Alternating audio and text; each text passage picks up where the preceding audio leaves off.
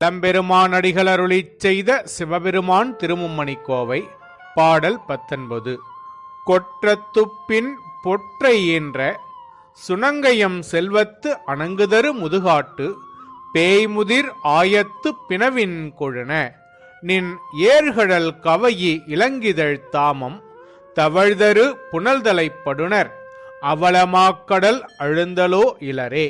இதன் பொருள், வெற்றிக்கு ஏதுவாகிய வலிமையை உடையவளும் மலையரசனால் பெறப்பட்டவளும் தேமலின் அழகாகிய செல்வத்தை உடையவளும் அச்சத்தை தருகின்ற முதுகாட்டின்கண் வாழ்பவளும் பேய்களாகிய முற்றிய சுற்றத்தை உடையவளுமாகிய மான் போன்றவளுக்கு கணவனே, உம்முடைய அழகிய திருவடியை சூழ்ந்த பூக்கள் மிதக்கின்ற நீரினை தங்கள் தலையிலே உரப்பெற்றவர்கள் துன்பம் உரமாட்டார்கள் என்கின்றார்.